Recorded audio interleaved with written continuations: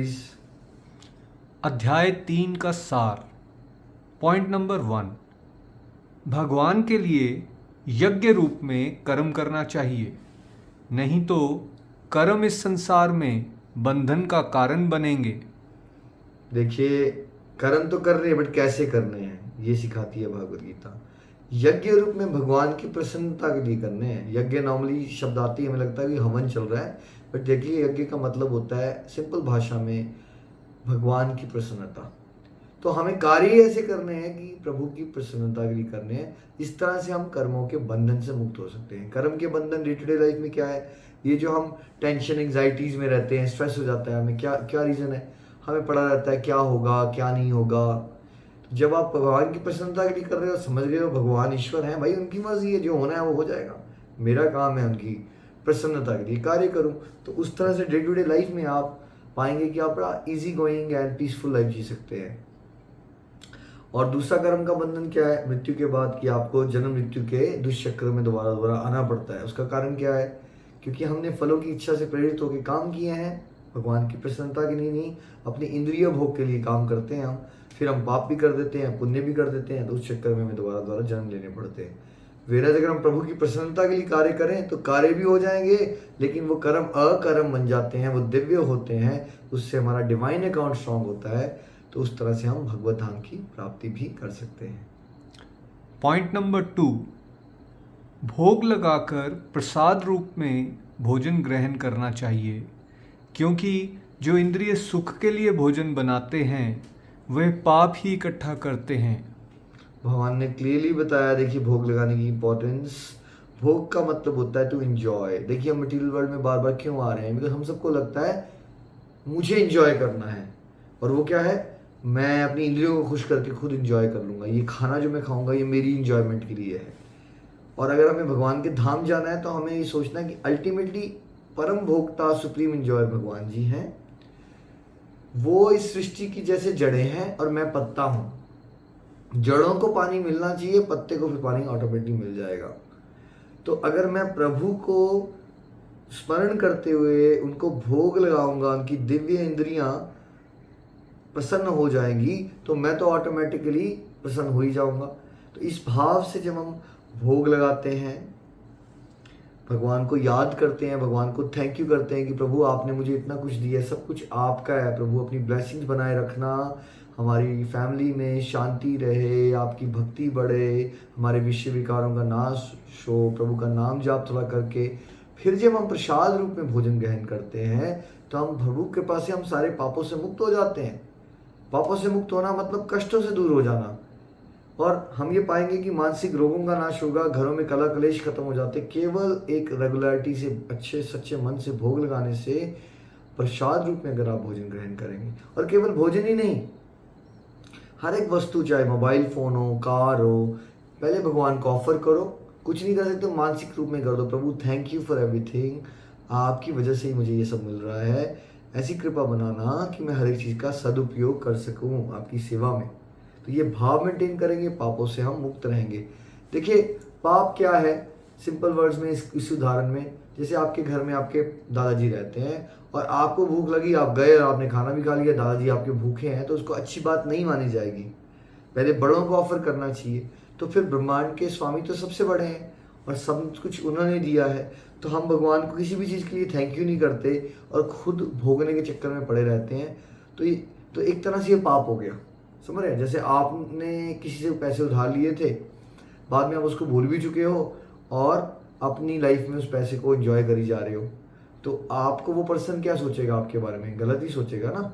वैसे ही सब कुछ प्रभु ने दिया और हम बोलते हैं हमारे पास 1-2 मिनट ये भी नहीं है कि हम भगवान को थैंक यू करके हाथ ही जोड़ लें। चलो ज़्यादा कुछ नहीं कर पा रहे हो कि प्रभु थैंक यू, आपने ये दिया है मुझे, खाने को, पीने को, रहने को, सब कुछ आपका है, प्रभु अपनी कृपा बनाए रखना।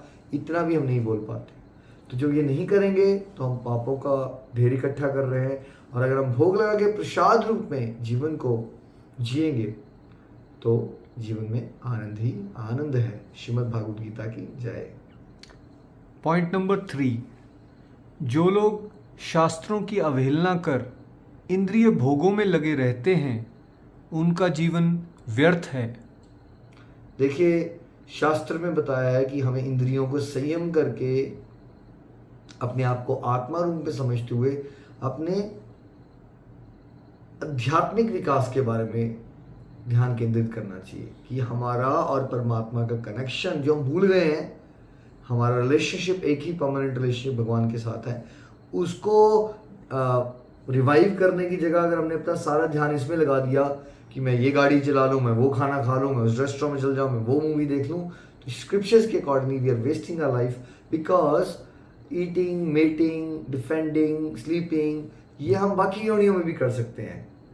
किसी भी योनि में आप खा सकते हो, पी सकते हो, है ना, सो सकते हो, बट जो आत्म साक्षात्कार है, सेल्फ रियलाइजेशन है, वो केवल और केवल किसमें की जा सकती है?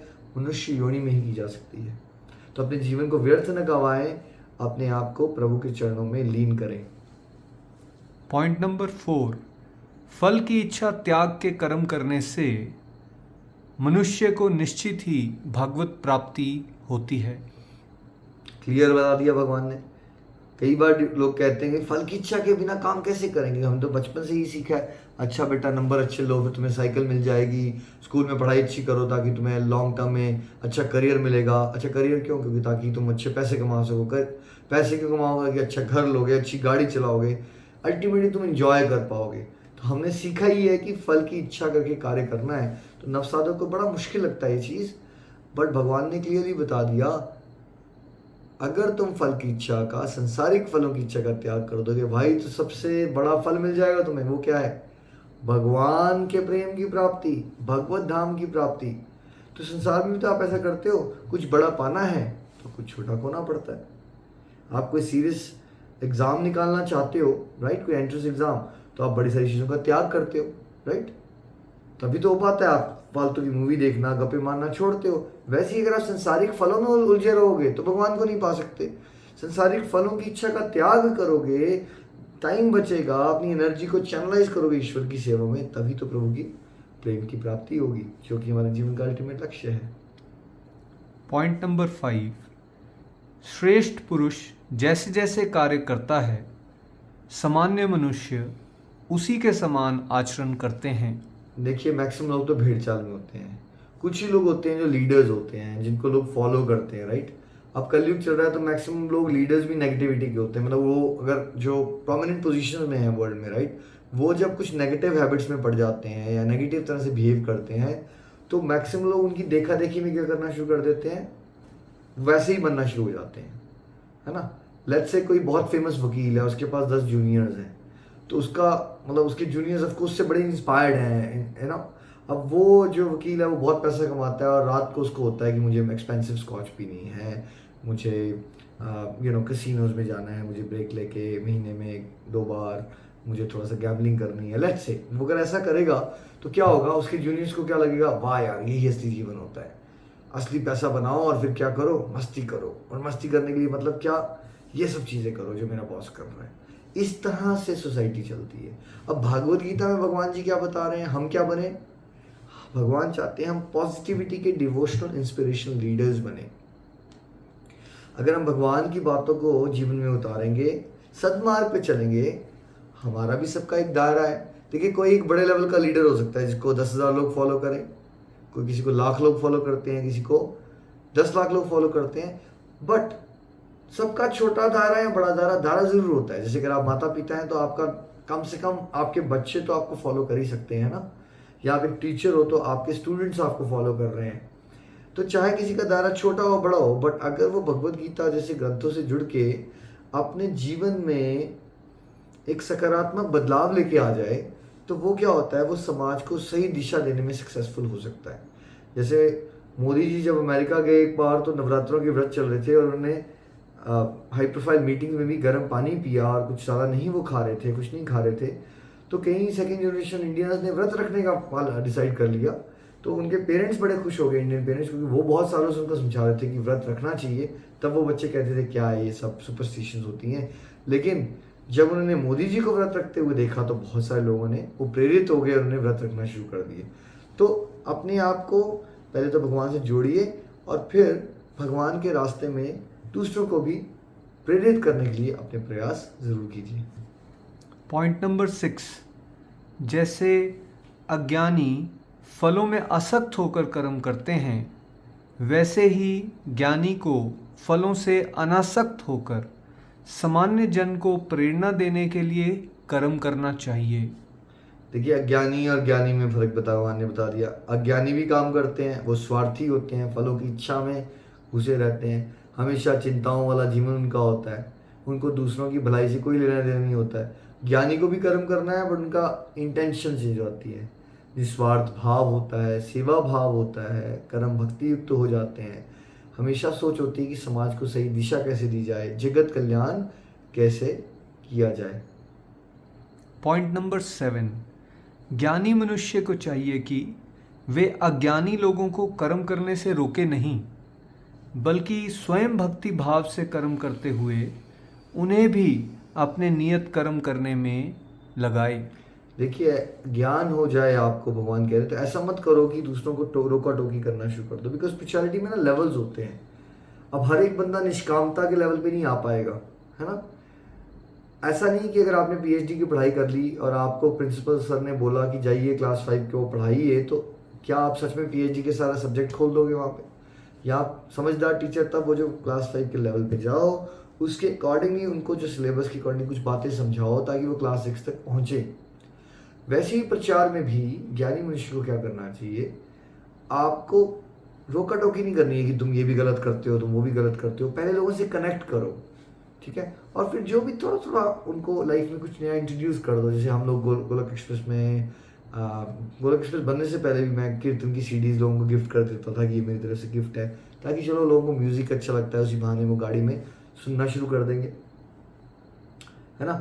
और हम मंत्र बॉक्सेस गिफ्ट करते रहे। फिर किसी को आप यूट्यूब डिवोशन वीडियोस भेज सकते हो, किसी के लिए प्रार्थना कर सकते हो, घर पे भोग लगा के किसी को प्रसाद खिला सकते हो, है ना। और आपके आचरण को भी देख के लोगों के अंदर व्यवहार में बदलाव आता है। तो हो सकता है किसी को आपने एक मंत्र बॉक्स गिफ्ट किया था या यूट्यूब वीडियोस रेगुलरली भेजते रहे, कुछ रिस्पॉन्स नहीं आया इसका 2 साल तक, लेकिन एक दिन वो आपको मार्केट में मिल गया और उसने कहा कि उसको अब अच्छा लगना शुरू हो गया है और उसका बड़ा इंटरेस्ट है, वो भी भगवद गीता पढ़ना चाहता है। तो हो सकता है वो उस लेवल पे आ जाए कि आप उसको भगवद गीता गिफ्ट कर सको या आप भगवद गीता के सत्संग की वीडियोस भेज सको, है ना। तो कहने का मतलब क्या है, ग्रेजुअल प्रोग्रेस पे ध्यान देना चाहिए। तो डिवोटीज को सबको एक बॉक्स में डालने की कोशिश नहीं करनी चाहिए और ये नहीं सोचना चाहिए मैं ये सब कर रहा हूँ अब सभी दुनिया ये पूरा कर ले, वो कभी नहीं होता। आपको ये देखना है कि जो भी थोड़ा थोड़ा आगे बढ़ सकता है जिस भी तरह से, उसको कुछ ना कुछ नया आइडिया दे दीजिए, और कुछ नहीं हो सके तो सबके लिए प्रार्थना कर दीजिए। पॉइंट नंबर 8, प्रत्येक व्यक्ति अपने स्वभाव के अनुसार कार्य करता है, किसी के भी स्वभाव को दबाया नहीं जा सकता। देखिए हर एक इंडिविजुअल का एक स्वभाव है, उसके पिछले जन्म के कर्म है, प्रकृति के 3 गुणों की अलग अलग प्रतिशत उस पर एक्ट करती है, आत्मा का भी नेचर अलग होता है। तो नेचर को दबाया नहीं जा सकता।